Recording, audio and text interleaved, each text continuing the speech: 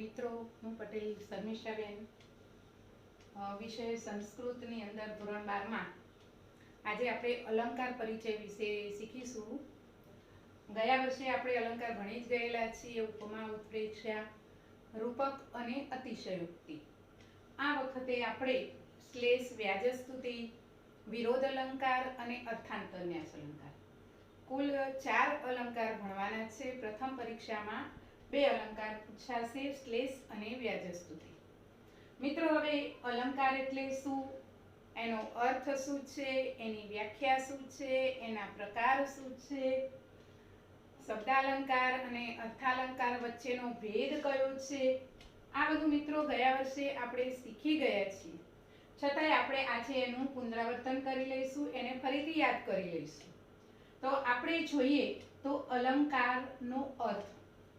મિત્રો, અલંકારનો સામાન્ય અર્થ આભૂષણ અથવા ઘરેણું થાય છે. એનો સામાન્ય અર્થ આભૂષણ અથવા ઘરેણું. તો આભૂષણથી જેમ શરીરની શોભા વધે છે, તેમ ભાષાની અંદર શબ્દ અને અર્થ, તેમ ભાષામાં શબ્દ અને અર્થ વડે કાવ્યની શોભા વધારી શકાય છે. મિત્રો, શબ્દ અને અર્થ વડે આપણે ભાષાને પ્રભાવોત્પાદક બનાવી શકીએ છીએ. તો મિત્રો, ગયા વર્ષે આપણે આ બધું શીખી ગયેલા છીએ. આપણા શરીરને શણગારવા માટે ઘણા બધા ઘરેણાં છે, પણ ભાષાને શણગારવા માટે માત્ર 2 જ ઘરેણાં છે, શબ્દ અને અર્થ. તો મિત્રો, શબ્દ વડે જો કાવ્યની શોભા વધે તો તેને શબ્દાલંકાર કહેવાય છે.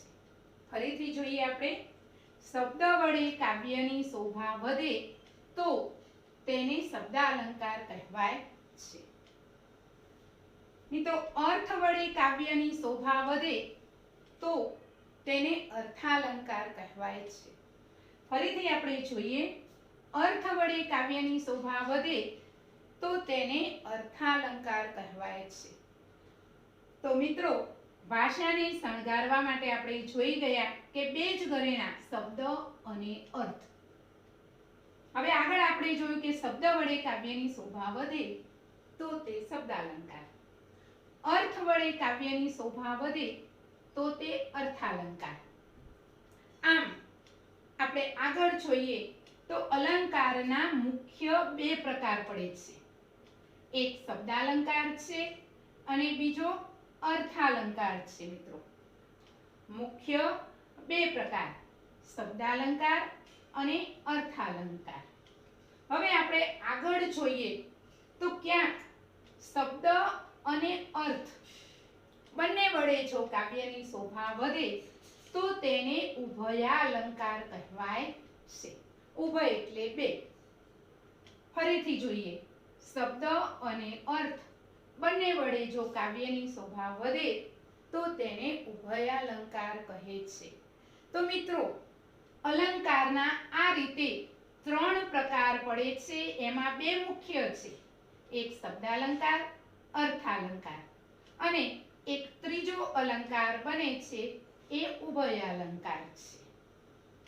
હવે મિત્રો, આપણે આગળ જોઈએ તો ક્યાંક અલંકાર એટલે શું અથવા અલંકારની વ્યાખ્યા આપો, એવો પ્રશ્ન ક્યાંક પૂછાય તો આપણે એને લખીએ કે કાવ્યની શોભા વધારનાર ધર્મ. કાવ્યની શોભા વધારનાર ધર્મ.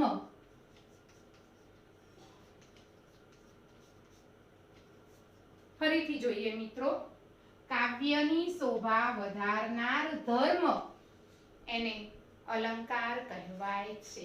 તો મિત્રો, આ આગળના વર્ષે આપણે 11મા ધોરણમાં ભણી ગયા છીએ, પણ ક્યાંક આમાંથી પ્રશ્ન પેપર સેટ કરનાર મૂકે તો આપણે એનો વિરોધ કરી શકીએ નહીં, કારણ કે આપણે 11મા ધોરણમાં આ બધું ભણી ગયા છીએ. મિત્રો, ફરીથી અલંકાર એટલે શું એની વ્યાખ્યા જોઈએ તો કાવ્યની શોભા વધારનાર ધર્મને અલંકાર કહે છે.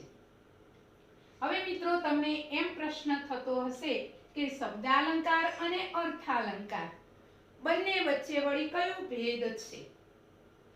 તો આપણે જોઈએ આગળ કે શબ્દાલંકાર એટલે શબ્દ વડે કાવ્યની શોભા વધે તો શબ્દાલંકાર કહેવાય. અર્થાલંકાર એટલે અર્થ વડે કાવ્યની શોભા વધે તો એને અર્થાલંકાર કહે છે. શબ્દ અને અર્થ એ બંને અલંકારો એમની સુંદરતામાં વધારો કરે છે, પણ બંને વચ્ચેનો તફાવત કયો છે મિત્રો? તો બંને વચ્ચે એ તફાવત છે કે શબ્દાલંકારમાં શબ્દ બદલી અને એની જગ્યાએ જો એનો પર્યાય શબ્દ મૂકવામાં આવે તો અલંકાર અદૃશ્ય થઈ જાય છે. ફરીથી જોઈએ મિત્રો, શબ્દાલંકારમાં શબ્દ બદલી નાખી અને એની જગ્યાએ જો પર્યાય મૂકવામાં આવે તો અલંકાર મિત્રો અદૃશ્ય થઈ જાય છે. જ્યારે અર્થાલંકારની અંદર એનો પર્યાય મૂકવામાં આવે તો પણ અલંકાર જ રહે છે. આ બંને વચ્ચેનો ભેદ છે. તો મિત્રો, શબ્દાલંકાર એ પર્યાય સહન કરી શકતો નથી. શબ્દાલંકાર પર્યાય સહન કરી શકતો નથી, જ્યારે અર્થાલંકાર પર્યાય સહન કરી શકે છે. મિત્રો, આ બંને વચ્ચેનો ભેદ છે. હવે આપણે આગળ જોઈએ તો તમે 9મા 10મામાં ભણી ગયા છો. ઉપમા, ઉત્પ્રેક્ષા, વર્ણાનુપ્રાસ છે, એને વર્ણસગાઈ પણ કહેવામાં આવે છે, અંત્યાનુપ્રાસ, આંતરપ્રાસ, યમક. હવે એમાં વર્ણાનુપ્રાસ છે, આંતરપ્રાસ છે, અંત્યાનુપ્રાસ છે, યમક છે, એ બધા અલંકારો મિત્રો શબ્દાલંકાર છે. એ બધા અલંકારોમાં શબ્દ બદલીને એનો જો પર્યાય મૂકવામાં આવે તો એ અલંકાર અદૃશ્ય થઈ જાય છે. જ્યારે તમે ઉપમા, ઉત્પ્રેક્ષા, રૂપક એ બધા ભણ્યા એ અર્થાલંકાર છે, અને એમાં જો એનો પર્યાય મૂકવામાં આવે તો તે અલંકાર જ રહે છે મિત્રો. હવે હું તમને ઉદાહરણ આપું. મેં અહીંયા શબ્દાલંકાર છે એનું વર્ણાનુપ્રાસનું એક ઉદાહરણ મિત્રો મેં મૂક્યું છે કે કરુણાનંદ કેરી કૂચી કરાવું. ક ક ક વર્ણાનુપ્રાસ કોને કહેવાય?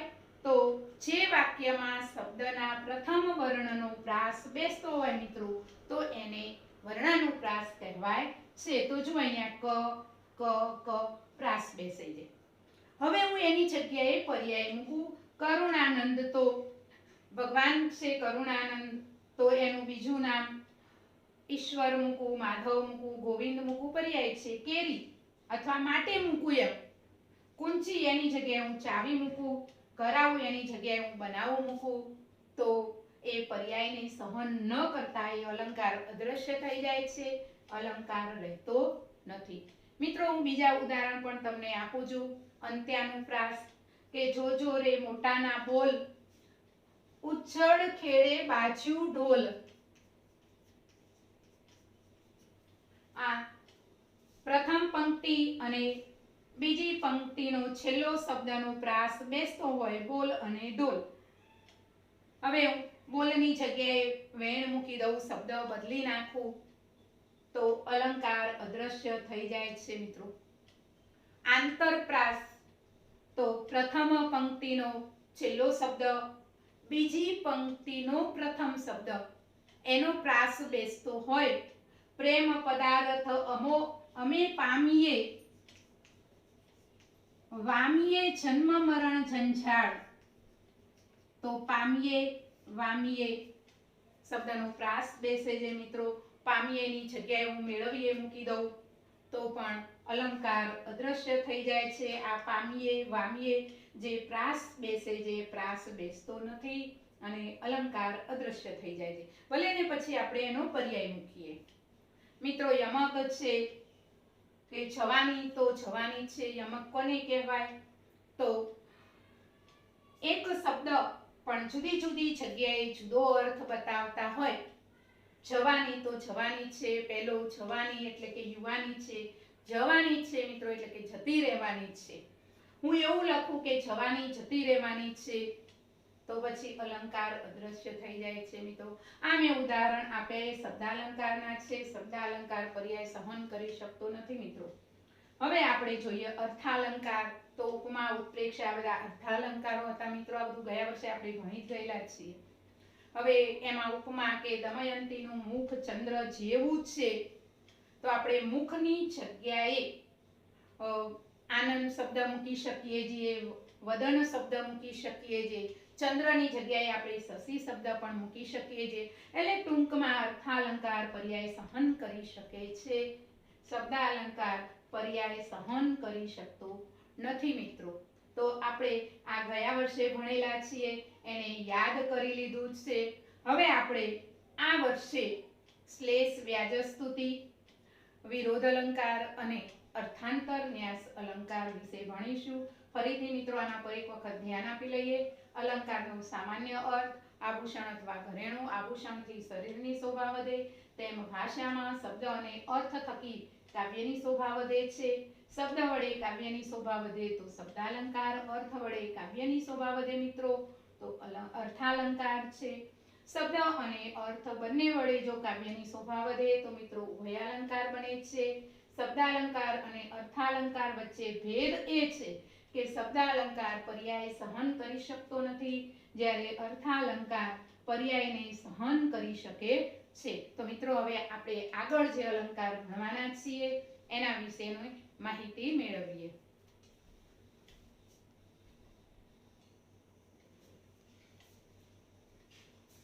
મિત્રો હવે આપણે જોઈએ શ્લેષ અલંકાર.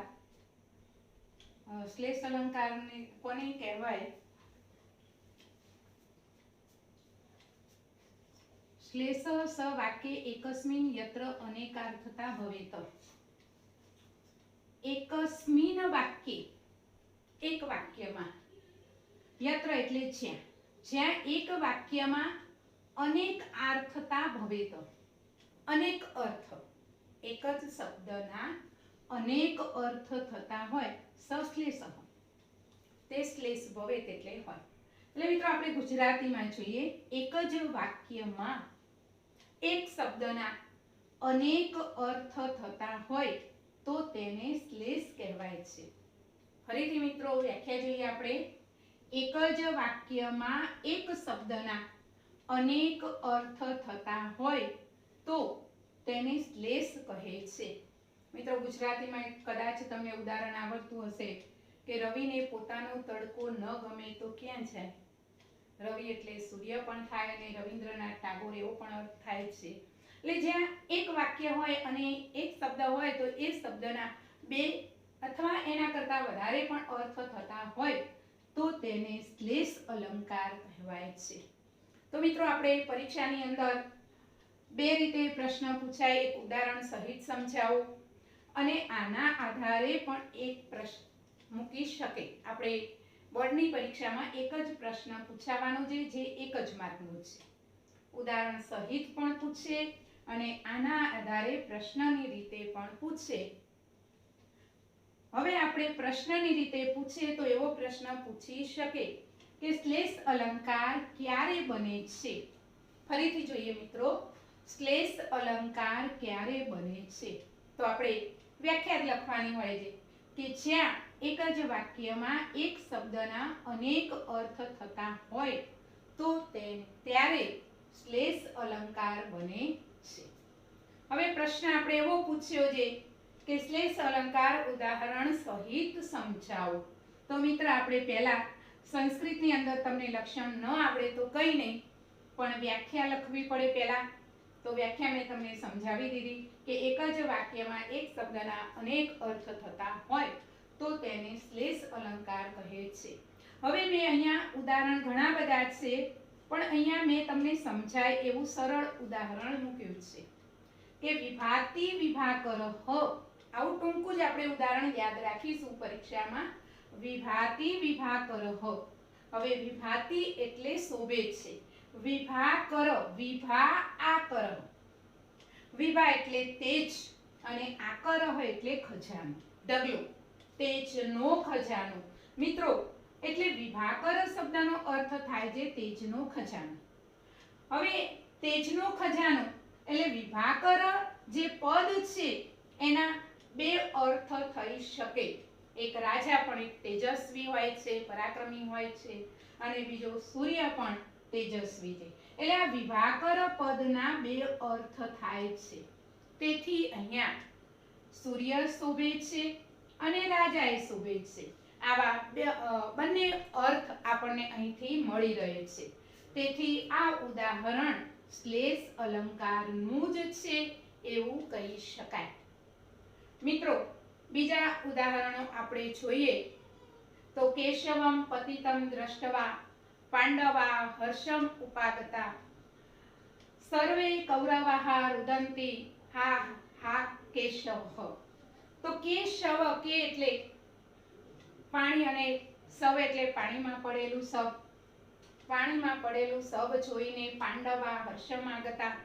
પાંડવા એટલે એનો અર્થ દેડકાઓ પણ થાય છે, આનંદમાં આવી ગયા. સર્વે કૌરવાહા, કૌરવાહા એટલે કાગડાઓ થાય, અને બધા જ કાગડાઓ રડવા લાગ્યા કે હા પાણીમાં સવ, પાણીમાં સવ. બીજો અર્થ જોઈએ તો આપણે કેશવ એટલે કૃષ્ણ અને પાંડવાહા એ અર્થ તો આપણને ખબર છે.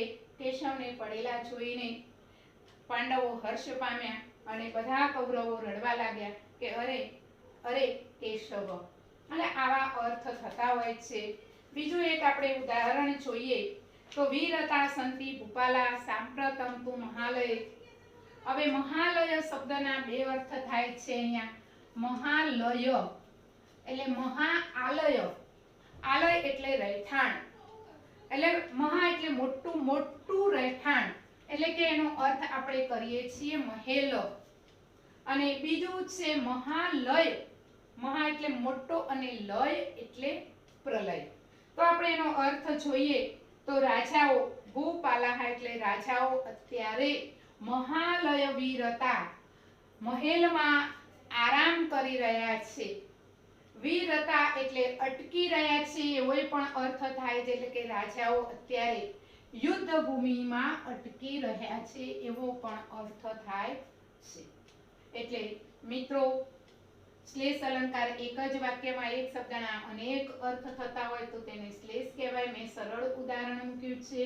વિભાતિ વિભાકર, વિભાકર શબ્દના બે અર્થ કર્યા છે આપણે, રાજા અને સૂર્ય. બરાબર, રાજા પણ શોભે છે અને સૂર્ય પણ શોભે છે. હવે અહીંયા શ્લેષ અલંકાર છે એના બે પ્રકાર છે, શબ્દ શ્લેષ અને અર્થ શ્લેષ. જેમ અલંકારના મુખ્ય બે પ્રકારો હતા, શબ્દાલંકાર અને અર્થાલંકાર, તો એવી રીતે શ્લેષ અલંકારના બે પ્રકાર થયા છે, શબ્દ શ્લેષ અને અર્થ શ્લેષ. હવે શબ્દ શ્લેષ અને અર્થ શ્લેષ વચ્ચેનો ભેદ કયો છે મિત્રો? તો અહીંયા શબ્દ શ્લેષ અને અર્થ શ્લેષ. શબ્દ શ્લેષ એ એની જગ્યાએ શ્લિષ્ટ પદને બદલી શકાતું નથી. શ્લિષ્ટ પદ કોને કહેવાય? તો હું આમાં તમને સમજાવું છું મિત્રો, કે જે શબ્દના બે અર્થ થતા હોય એવું પદ શ્લિષ્ટ પદ કહેવાય છે. એટલે શબ્દ શ્લેષની અંદર શ્લિષ્ટ પદની જગ્યાએ બદલીને પર્યાય મૂકી શકાતો નથી. જ્યારે અર્થ શ્લેષની અંદર શ્લિષ્ટ પદની જગ્યાએ એનો પર્યાય મૂકી શકાય છે.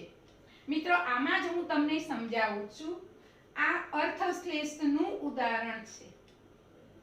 હવે હું વિભાકર એની જગ્યાએ પ્રભાકર શબ્દ મૂકું છું મિત્રો. વિભા અને પ્રભા બંનેના અર્થ એક જ થાય છે.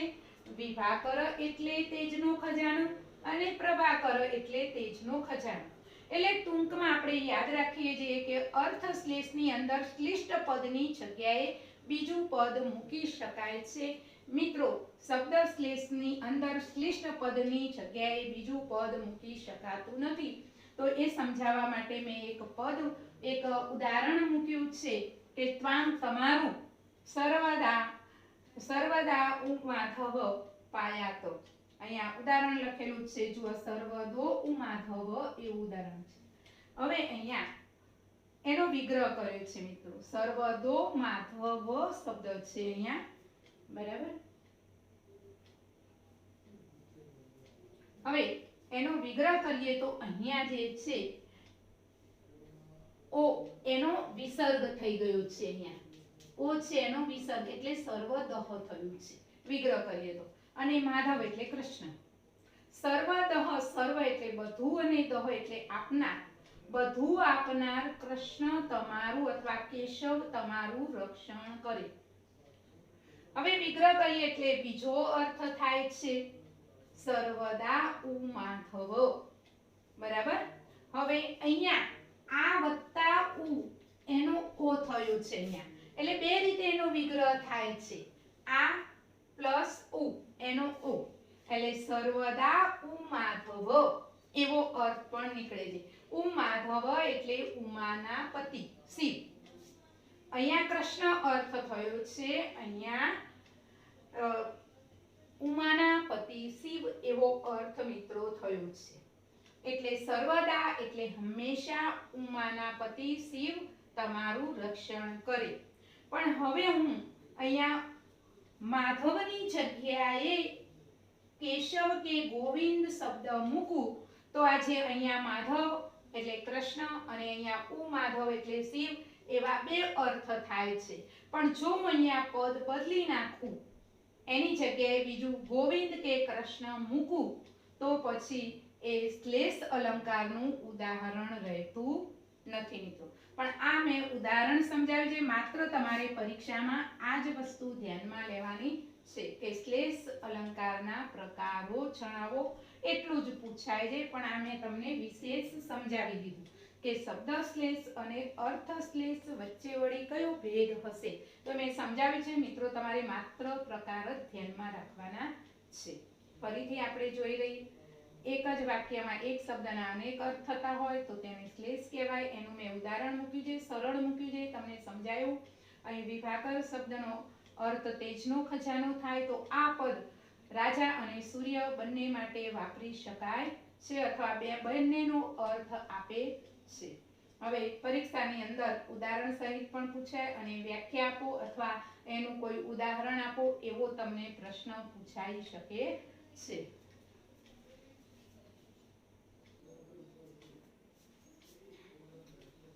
મિત્રો હવે આપણે આગળ બીજા નંબરનું જોઈએ, વ્યાજ સ્તુતિ અલંકાર છે. મેં સંસ્કૃતની અંદર લક્ષણ લખ્યું નથી. હવે જો અહીંયા વ્યાખ્યા અથવા વ્યાજ સ્તુતિ અલંકાર ક્યારે બને છે તો જ્યાં દેખીતી રીતે નિંદા કે સ્તુતિ હોય પણ પરિણામ જુદા જ પ્રકારનું હોય. એટલે કે ટૂંકમાં નિંદાના બહાને પ્રશંસા અને પ્રશંસાના બહાને નિંદાનો ભાવ રજૂ થયો હોય ત્યારે વ્યાજ સ્તુતિ અલંકાર બને છે. મિત્રો ફરીથી જોઈએ. જ્યાં દેખીતી રીતે નિંદા કે સ્તુતિ હોય, દેખીતી રીતે જોઈએ તો નિંદા અથવા સ્તુતિ આપણને દેખાય, પણ એનો અર્થ સમજીએ તો એનું પરિણામ જુદા જ પ્રકારનું હોય. એટલે કે નિંદાના બહાને પ્રશંસા અને પ્રશંસાના બહાને નિંદાનો ભાવ રજૂ થયો હોય ત્યારે વ્યાજ સ્તુતિ અલંકાર બને છે. હું તમને ગુજરાતીમાં ઉદાહરણ સમજાવું મિત્રો. તો વાહ ભાઈ તમે તો બહુ હોશિયાર, વાહ ભાઈ તમે તો બહુ હોશિયાર, છેલ્લેથી પહેલો નંબર લાવ્યા. પહેલા શું કહ્યું? વાહ ભાઈ તમે તો બહુ હોશિયાર, પ્રશંસા કરી. પણ વાસ્તવમાં શું કર્યું છે કે તમે છેલ્લેથી પહેલો નંબર લાવ્યા. તમે તો બહુ બહાદુર, તમે તો બહુ બહાદુર, શેકેલો પાપડ પણ તોડી નાખ્યો. એટલે આવા બધા ગુજરાતીમાં ઉદાહરણો આપી શકાય. મેં તમને અહીંયા એકદમ સરળ ઉદાહરણ આપ્યું છે. તો જુઓ અહીંયા ધન્ય માધવ તે શૌર્યમ. ધન્ય માધવ તે શૌર્યમ, તે એટલે તારી શૌર્યમ એટલે બહાદુરીને. ફરીથી જોઈએ. ધન્ય માધવ તારી બહાદુરીને. સ્વાનમ વિક્ષ પલાયિતુમ. સ્વાનમ સ્વાન, સ્વાન એટલે કૂતરું અને વિક્ષ એટલે જોઈને, કૂતરું જોઈને ભાગ્યું. ફરીથી જોઈએ. ધન્ય માધવ તારી બહાદુરીને. પહેલા શું કરી છે અહીંયા? એની પ્રશંસા કરી છે. ધન્ય માધવ કહીને તારી બહાદુરીને એવું કહીને એની પ્રશંસા કરી છે. પણ વાસ્તવમાં તો તરત જ શું કહ્યું છે? સ્વાનમ વિક્ષ પલાયિતુમ. સ્વાનમ એટલે કૂતરું અને કૂતરું જોઈને ભાગ્યું એમ કહીને તેની શું કરવામાં આવી છે? નિંદા કરવામાં આવી છે. એટલે આપણે ઉપરથી જોઈએ તો નિંદા કે સ્તુતિ હોય પણ પરિણામ જુદા જ પ્રકારનું હોય. અહીંયા ધન્ય માધવ તારી બહાદુરીને કહીને પ્રશંસા, પણ વાસ્તવમાં તરત જ સ્વાનમ વિક્ષ પલાયિતુમ કહીને તેની નિંદા કરવામાં આવી છે. એટલે અહીંયા વ્યાજ સ્તુતિ અલંકાર બને છે. એટલે જુઓ, પ્રશંસાના બહાને નિંદા અને નિંદાના બહાને પ્રશંસાનો ભાવ રજૂ થયો હોય તો વ્યાજ સ્તુતિ અલંકાર બને છે. મેં એક બીજું અહીંયા ઉદાહરણ લખ્યું છે કે જનકસ્ય સુતા વ્યુઢા ધન્ય દાસરથે ત્વયા. તો જુઓ, ધન્ય દાસરથે ત્વયા. દાસરથ એ દશરથ પુત્ર રામ, ત્વયા એટલે તમને, ધન્ય છે દશરથ પુત્ર રામ તમને, કે જનકસ્ય સુતા એટલે અહીંયા જનકસ્ય સુતા, જનક એટલે પિતાની, સુતા એટલે પુત્રી સાથે, વિઢા એટલે લગ્ન કર્યા. પણ વાસ્તવમાં અહીંયા નિંદા નથી કરી, વાસ્તવમાં અહીંયા પ્રશંસા કરી છે, એમને અભિનંદન આપવામાં આવ્યા છે કે ધન્ય છે દશરથ પુત્ર રામ કે તમે જનકસ્ય, જનક રાજાની પુત્રી એટલે કે સીતા સાથે શું કર્યા છે? લગ્ન કર્યા છે. તો ફરીથી આપણે મિત્રો જોઈએ, વ્યાજ સ્તુતિ અલંકાર ક્યારે બને છે? તો નિંદાના બહાને પ્રશંસા અને પ્રશંસાના બહાને નિંદાનો ભાવ રજૂ થયો હોય ત્યારે વ્યાજ સ્તુતિ અલંકાર બને છે. ઉદાહરણ ઘણા છે, આપણે સ્કૂલ ખુલે એટલે જોઈશું, પણ અહીંયા સરળ રીતે હું તમને સમજાય એવું ઉદાહરણ મૂક્યું છે કે ધન્ય માધવ તે શૌર્યમ. અહીંયા ધન્ય માધવ તારી બહાદુરીને કહીને એની પ્રશંસા કરી છે, પણ વાસ્તવમાં સ્વાનમ વિક્ષ પલાયિતુમ કહીને તેની નિંદા કરવામાં આવી છે. એટલે આ ઉદાહરણ એ વ્યાજ સ્તુતિ અલંકારનું છે. મિત્રો, પરીક્ષામાં મેં કહ્યું એ પ્રમાણે તમને કે વ્યાજ સ્તુતિ અલંકાર ક્યારે બને છે તો એમાં વ્યાખ્યા લખવાની, ઉદાહરણ સહિત પૂછાય તો વ્યાખ્યા, ઉદાહરણ અને સમજૂતી આ બધું જ લખવું પડે છે.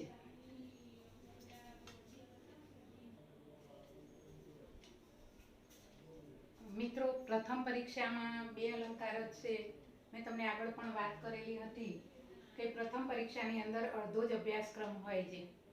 એટલે એ રીતે આપણે જોઈએ તો પ્રથમ પરીક્ષાના 2 અલંકાર આપણે ભણી ગયા, શ્લેષ અલંકાર અને વ્યાજ સ્તુતિ. પણ આગળ હું તમને આ 2 જ અલંકાર રહે છે એટલે હું આગળ એને શીખવાડી દઉં છું. વિરોધ અલંકાર.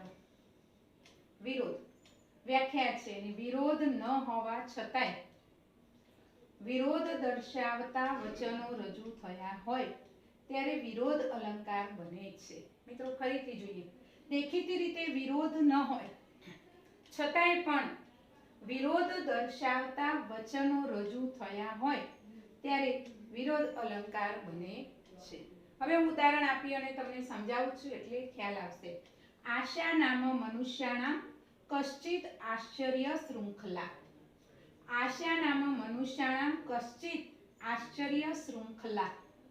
આશા નામની મનુષ્યોની, આશા નામની મનુષ્યોની કશ્ચિત એટલે કોઈક, આશ્ચર્ય, આશ્ચર્ય એટલે નવાઈ પમાડે તેવી, શૃંખલા એટલે સાંકળ છે. આશા નામની મનુષ્યોની કોઈક નવાઈ પમાડે તેવી સાંકળ છે. અને યયા બધા એ સાંકળ વડે, યયા એટલે જેના વડે એટલે કે સાંકળ વડે, બધા એટલે બંધાયેલો, પ્રધાવંતી, પ્રધાવંતી એટલે દોડે છે, બંધાયેલો દોડે છે. શેનાથી બંધાયેલો?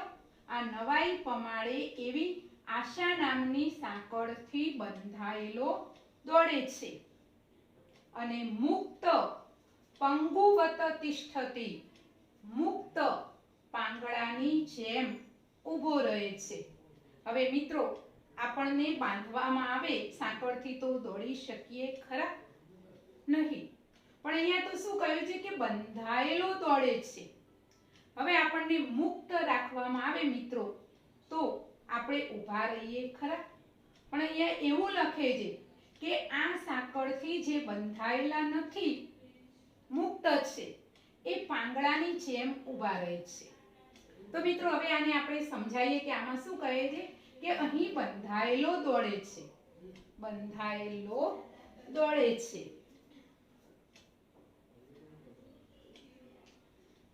શેનાથી બંધાયેલો? આશા નામની સાંકળથી બંધાયેલો દોડે છે અને મુક્ત એ ઊભો રહે છે. આમાં દેખીતી રીતે જોવા જઈએ તો આપણને વિરોધ લાગે છે કે બંધાયેલો વળી દોડે અને મુક્ત હોય તો એ ઊભો રહે ખરા. દેખીતી રીતે આપણને વિરોધ લાગે છે, પણ એમાં વાસ્તવિક વિરોધ છે નહીં. મિત્રો, આશા એટલે આપણે જીવનમાં કંઈક મેળવવું છે અને એનાથી આપણે બંધાયેલા છીએ, એ સાંકળથી આપણે બંધાયેલા છીએ મિત્રો, અને એટલે જ આપણે દોડીએ છીએ. સમજ પડી ગઈ? એનાથી બંધાયેલા છીએ એટલે દોડીએ છીએ.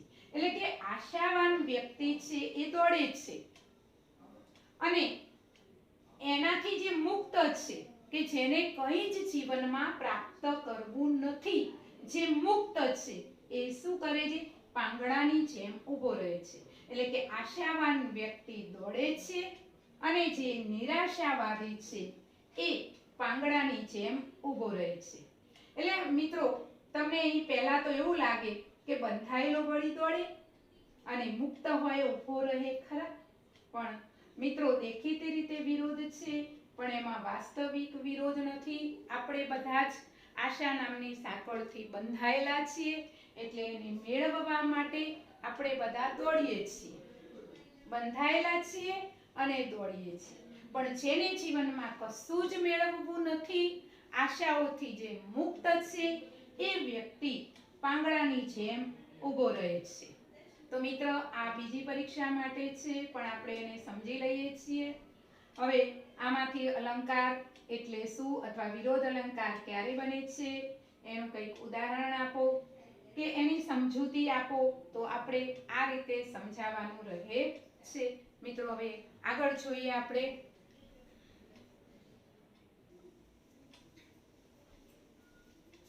મિત્રો, હવે આપણે છેલ્લો અર્થાંતર ન્યાસ અલંકાર ભણીએ છીએ. એની વ્યાખ્યા જે જ્યાં વિશેષ હકીકતનું સામાન્ય હકીકત વડે અથવા સામાન્ય હકીકતનું સાધર્મ્ય કે વૈધર્મ્યથી સમર્થન કરવામાં આવે ત્યારે અર્થાંતર ન્યાસ અલંકાર બને છે. મિત્રો, ફરીથી એકવાર આપણે એની વ્યાખ્યાને સમજી લઈએ કે અર્થાંતર ન્યાસ અલંકાર ક્યારે બને છે. તો જ્યાં વિશેષ હકીકતનું સામાન્ય હકીકત વડે. હવે અહીંયા વિશેષ કોને કહેવાય?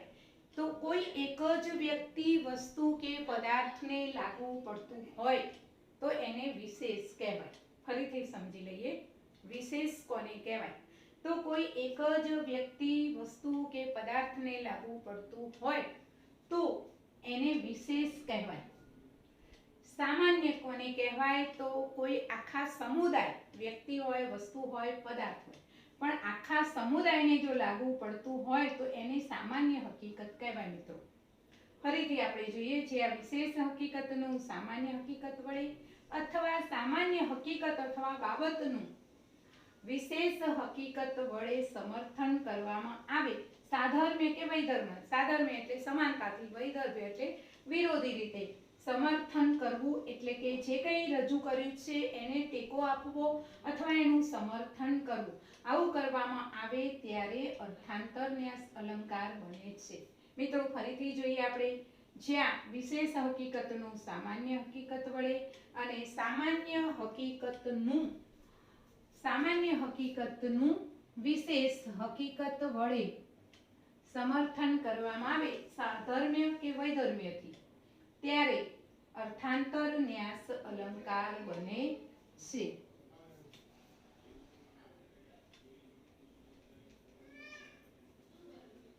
હવે હું તમને મારી ભાષામાં સમજાવું. મેં તમને આગળ પણ કહ્યું કે વિશેષ એટલે કોઈ એક વ્યક્તિ, વસ્તુ, પદાર્થને લાગુ પડતું હોય તો તે વિશેષ કહેવાય છે. સામાન્ય એટલે કોઈ આખા સમુદાયને લાગુ પડતું હોય તો મિત્રો એને સામાન્ય કહેવાય છે. અને એનું સમર્થન કરવું એટલે કે જે કંઈ રજૂ કર્યું છે એ વાતની પુષ્ટિ કરવી અથવા એને ટેકો આપવો અથવા એનું સમર્થન કરવું. આવું કંઈક બને ત્યારે અર્થાંતર ન્યાસ મિત્રો અલંકાર બને છે. હવે હું તમને ગુજરાતી ભાષામાં સાદું સીધું ઉદાહરણ આપું કે નૈના વાતો કરે છે. મેં એકલી નૈનાને જ કહ્યું છે, એને જ લાગુ પડે છે, એટલે વિશેષ હકીકત અથવા વિશેષ બાબત કહેવાય. પણ તરત જ એ વાતને પુષ્ટિ આપવા માટે, એને સમર્થન આપવા માટે હું એવું બીજું વાક્ય રજૂ કરું કે આમે છોકરીઓ હોય જ વાતોડી.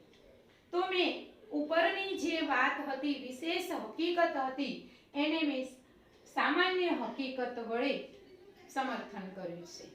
હું કોઈનું એક બીજું દ્રષ્ટાંત આપું કે રમેશ બહુ જ તોફાની છે, તો એને એકને જ લાગુ પડતું વાક્ય મેં રજૂ કર્યું છે, એટલે વિશેષ વાક્ય અથવા વિશેષ હકીકત અથવા વિશેષ બાબત કહી શકાય. પણ તરત જ મેં એ વાતને પુષ્ટિ આપવા માટે, એને મજબૂત બનાવવા માટે, એને સમર્થન આપવા માટે મેં એવું કહ્યું કે છોકરાઓ હોય વાતોડી. અરે તોફાની, છોકરા હોય તોફાની, એટલે એ સામાન્ય થયું. એટલે સામાન્ય બાબત વડે મેં આગળની જે બાબત રજૂ કરી હતી એને પુષ્ટિ આપી, એને સમર્થન આપ્યું છે. એટલે મિત્રો ફરીથી આપણે જોઈ લઈએ, જે આ વિશેષ હકીકતનું સામાન્ય હકીકત વડે અથવા વિશેષ બાબતનું સામાન્ય બાબત વડે અથવા સામાન્ય બાબતનું વિશેષ બાબત વડે સાધર્મ્ય કે વૈધર્મ્યથી સમર્થન કરવામાં આવે ત્યારે અર્થાંતર ન્યાસ અલંકાર બને છે. મેં સીધું સરળ ઉદાહરણ તમને યાદ રહે એવું મૂક્યું છે. અતરત એટલે તરી ગયા. હનુમાન અબ્ધિમ, હનુમાન અબ્ધિમ, અબ્ધિમ અબ્ધિ એટલે સાગર. હનુમાન સાગર તરી ગયા. બીજું વાક્ય રજૂ કર્યું છે દુષ્કરમ કિમ, દુષ્કરમ એટલે મુશ્કેલ, કિમ એટલે શું શું મુશ્કેલ હોય છે, મહાત્મનામ મહાપુરુષોને શું મુશ્કેલ હોય છે. એટલે પહેલું હનુમાનની જ વાત કરી છે, એટલે વિશેષ હકીકત છે મિત્રો, મેં અહીંયા સમજાવી છે કે હનુમાન સાગર પાર કરી ગયા, એ વિશેષ હકીકત છે. અને એને પુષ્ટિ આપવા માટે, એને સમર્થન આપવા માટે મેં બીજું વાક્ય રજૂ કર્યું છે કે મહાત્માઓને, મહાપુરુષોને શું દુષ્કર હોય છે. હનુમાન એક મહાપુરુષ છે, એટલે મહાપુરુષોને શું મુશ્કેલ હોય છે, એ મહાપુરુષોની અહીંયા વાત કરી, એટલે સામાન્ય વિધાન થયું છે અથવા સામાન્ય હકીકત થઈ છે મિત્રો.